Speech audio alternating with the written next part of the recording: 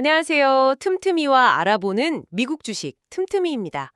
오늘은 트림블 잉크, 티커는 TRMB, 이 기업 하나만 제대로 파헤쳐 봅니다.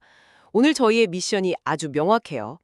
월스트리트는 트림블을 뭐랄까, 차세대 SAS 주요기다 이렇게 부르는데 정작 건설 현장에서는 그거 비싸고 복잡한 GPS 장비 회사 아니야? 이런 목소리가 높거든요. 이 두 얼굴 중에 과연 진짜 트림블의 모습은 뭘지 오늘 저희가 받은 이 자료들 속에서 그 증거를 한번 같이 찾아보겠습니다. 그거 아주 흥미로운 미션이네요. 사실 대부분의 사람들은 트림볼이라는 이름 들으면 아마 고개를 갸우뚱할 거예요. 하지만 이 회사가 무려 47년 동안 우리가 잘 모르는 곳곳에서 세상을 움직여 왔습니다. GPS 기술의 선구자였고 이제는 그 기술을 바탕으로 건설, 농업, 물류, 이 거대한 산업의 뇌와 신경망을 만들고 있는 거죠. 맞아요. 그래서 오늘 저희가 들여다볼 자료가 정말 입체적입니다. 회사의 자신감이 아주 듬뿍 담긴 최신 재무 보고서가 있고요. 월가 애널리스트들의 장밋빛 전망이 담긴 투자 리포트. 그리고 가장 재미있는 건 이거예요. 레딧 같은 온라인 커뮤니티에서 실제 현장 기사님들이 내 돈 주고 써보니까 이렇더라 하고 남긴 정말 날 것 그대로의 후기까지 전부 모아왔습니다. 바로 그 지점이 오늘 이야기의 핵심입니다. 과연 트림볼은 그 오래된 하드웨어 기업의 껍질을 완전히 벗어 던졌을까? 그래서 투자자들이 열광하는 고수익 소프트웨어 기업으로 완벽하게 변신했을까요? 아니면 아직도 그 무거운 쇳덩어리, 하드웨어에 발목이 잡혀 있는 걸까요? 최근에 야심차게 발표한 에이전트 스튜디오라는 AI 플랫폼이 이 회사의 미래를 바꿀 게임 체인저가 될 수 있을지, 그 가능성과 숨겨진 함정까지 하나하나 같이 뜯어보시죠. 좋습니다. 그럼 이슈가 짐긴 듯도 한번 보죠. 자료를 이렇게 넘기다 보니까 유독 눈에 띄는 숫자들이 몇 개 있는데요. 이 회사가 지금 커넥트한 스케일이라는 전략을 밀고 있는데 와, 이게 정말 제대로 먹히고 있다는 느낌이 들어요. 2025년 3분기 실적이 시장 예상을 훌쩍 뛰어넘었고 연간 가이던스까지 올려잡았네요. 숫자가 가장 정직한 증거죠. 연 매출 목표가 35억 5천만 달러, 주당 순이익은 3.08달러를 제시했는데 이건 시장에 우리는 자신 있다는 아주 강력한 신호를 보낸 겁니다. 하지만 제가 더 중요하게 보는 숫자는 따로 있습니다.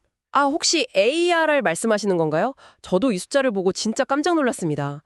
ARR, 그 연간 반복 매출 말이죠. 구독료처럼 매년 꾸준히 들어오는 돈, 그러니까 회사의 안정적인 연봉 같은 개념인데 이게 무려 23억 1천만 달러에 유기적 성장률이 14%라고요? 바로 그겁니다. 그 숫자가 트림블의 정체성이 바뀌고 있다는 가장 확실한 증거예요. 더 놀라운 건 따로 있어요.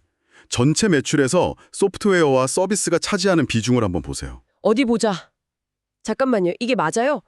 78%? 전체 매출의 78%가 소프트웨어랑 서비스에서 나온다고요? 아니 근데 왜 우리는 아직도 이 회사를 GPS 장비 회사라고 생각하고 있었을까요? 시장에 뭔가를 완전히 놓치고 있는 걸까요? 아니면 이 숫자 뒤에 뭔가 숨겨진 함정이 있는 걸까요? 아주 좋은 질문입니다.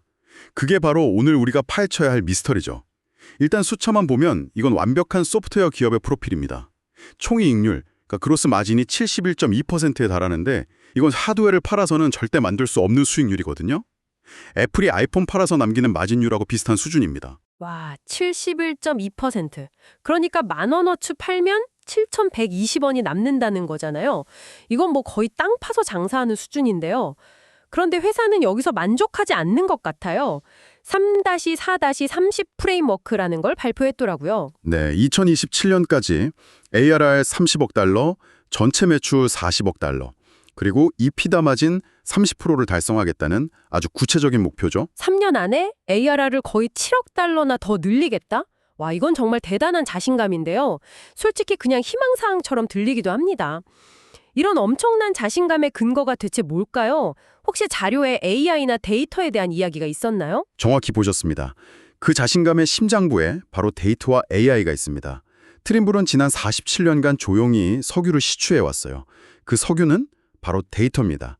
전 세계 건설 현장, 광활한 농지, 수많은 트럭에서 수집한 데이터요. 자료에 따르면 지금까지 무려 1조 달러가 넘는 건설 프로젝트 데이터와 수십억 달러 규모의 화물 운송 데이터를 보유하고 있다고 합니다. 1조 달러 규모의 데이터라니 감도 안 오네요. 그걸로 뭘 하겠다는 거죠? 그 데이터를 연료로 에이전트 스튜디오라는 AI 엔진을 돌리겠다는 겁니다. 이건 단순히 기존 제품에 챗봇 기능 하나 추가하는 그런 수준이 아니에요.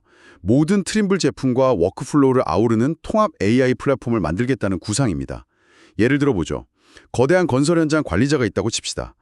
AI 에이전트가 수천 개의 센서 데이터를 실시간으로 분석해서 현장 3구역에 토사 운반 트럭 동선이 겹치고 있으니 5분 뒤에 병목 현상이 발생할 확률이 95%입니다. 비경로로 우회시키세요. 이렇게 미리 알려주는 거죠. 와, 그건 정말 게임 체인저가 될 수 있겠네요. 단순히 실수를 줄이는 걸 넘어서 프로젝트 전체의 효율성을 극대화하는 거니까요.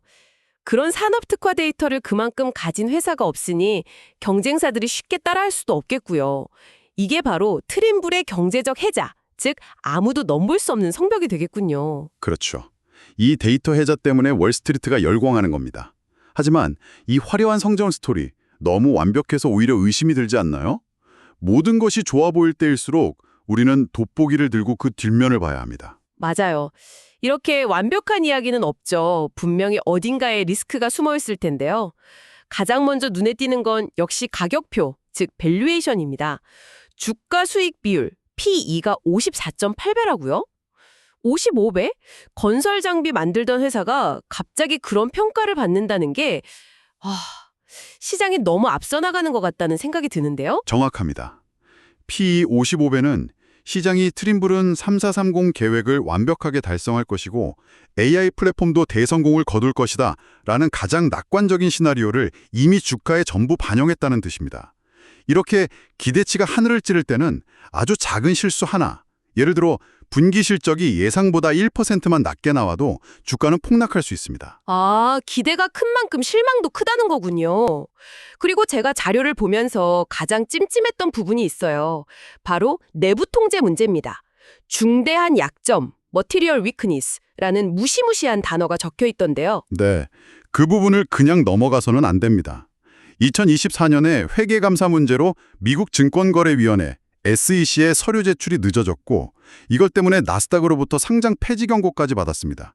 물론 문제는 해결됐다고 하지만 이건 아주 심각한 거버넌스 문제입니다. 아니 잠깐만요. 센티미터 단위의 오차도 허용하지 않는 초정밀 측량 장비를 파는 회사가 정작 자기 회사 재무보고서에는 정밀하지 못했다는 거잖아요. 이건 투자자 입장에서 신뢰가 확 무너지는 문제 아닌가요? 그렇죠. 회사의 명성에 흠집이 간 거죠. 투자자들은 혹시 우리가 모르는 다른 문제가 또 숨겨져 있는 건 아닐까 하는 의심을 품게 됩니다. 그리고 이런 내부 문제 말고도 회사가 통제할 수 없는 더 큰 위험도 있습니다. 이 회사의 태생적 한계라고 할 수 있죠. 태생적 한계라면?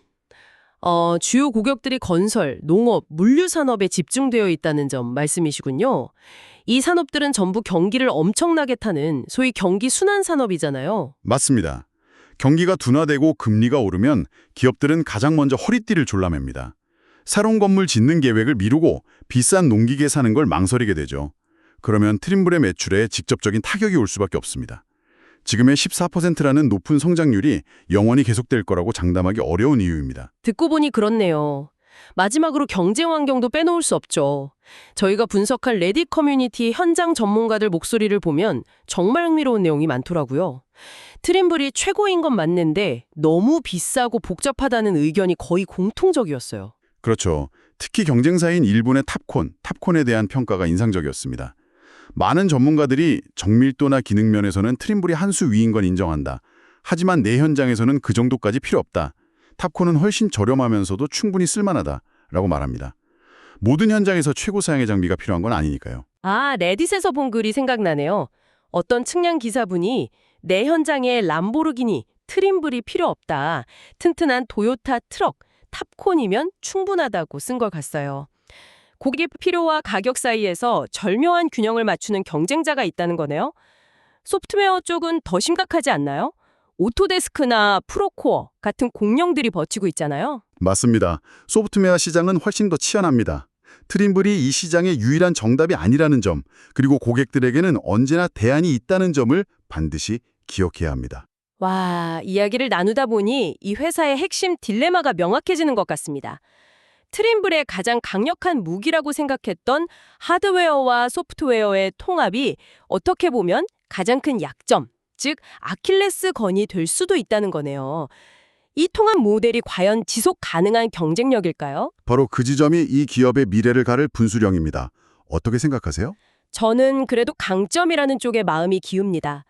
레드셋 전문가들이 비싸다고 불평하면서도 결국 한마디씩 덧붙이는 말이 있거든요. 그래도 GNSS 기술력만큼은 트림블을 따라올 자가 없다. 여기서 GNSS는 우리가 아는 GPS를 포함해서 러시아나 유럽의 위성 시스템까지 다 쓰는 훨씬 정밀한 기술을 말하는 거죠. 네, 맞습니다. 수십 개의 위성 신호를 동시에 받아서 오차를 센티미터 단위까지 줄이는 기술입니다. 바로 그거예요. R2I 같은 최고 수준의 하드웨어와 그 하드웨어에 최적화된 전용 소프트웨어 트림블 액세스가 마치 한 몸처럼 움직이면서 만들어내는 안정성과 신뢰도, 이건 경쟁사가 흉내낼 수 없는 영역이라고 봅니다. 그러니까 하드웨어 자체가 해자가 아니라 그 하드웨어 때문에 고객들이 소프트웨어를 떠날 수 없게 만드는 가두리 효과, 럭인 이펙트가 진짜 해자라는 거죠. 마치 애플 생태계처럼요. 아이폰을 쓰면 자연스럽게 아이클라우드랑 앱스토어를 쓰게 되는 것처럼요. 그 가두리 효과가 고객 충성도를 높이고 다른 제품으로 갈아타기 어렵게 만드는 높은 전환 비용, 스위칭 코스트를 형성한다는 말씀이시죠? 일리 있는 분석입니다. 오토데스크 같은 순수 소프트웨어 기업들이 쉽게 넘볼 수 없는 부분이기도 하고요. 하지만 바로 그 전환 과정 자체에 우리가 놓치고 있는 리스크가 있습니다. 전환 과정의 리스크라면 어떤 걸 말씀하시는 건가요? 기존의 수많은 하드웨어 고객들을 생각해 보세요. 그들은 수천만 원짜리 장비를 한 번 사면 평생 쓸 수 있다고 생각해 왔습니다. 그런데 갑자기 트림블이 이제부터는 소프트웨어 기능을 제대로 쓰려면 매달 혹은 매년 구독료를 내셔야 합니다. 라고 한다면 어떤 반응을 보일까요? 당연히 저항이 엄청나겠네요. 아니, 기계값도 비싸게 주고 샀는데 이제는 매달 돈까지 내라고. 하느냐가 관건입니다. 실제로 트림블의 사업 부문 중 실적이 상대적으로 부진한 필드 시스템 부문을 보면 여전히 정부의 대규모 프로젝트 발주 같은 옛날 방식의 매출에 크게 의존하는 약점을 고스란히 보여주고 있습니다. 결국 하드웨어는 시간이 갈수록 마진이 낮아지는 사업입니다. 소프트웨어 구독 모델로의 전환이 빠르면 빠를수록 좋은데 그 과정에서 발생할 수 있는 실행착오나 고객 이탈이 현재 트림블이 마주한 가장 큰 위험 요인이라고 봅니다. 정말 흥미로운 지점이네요. 최고의 무기라고 생각했던 것이 동시에 최대의 아킬레스건이 될 수도 있다니. 마치 양날의 검 같아요.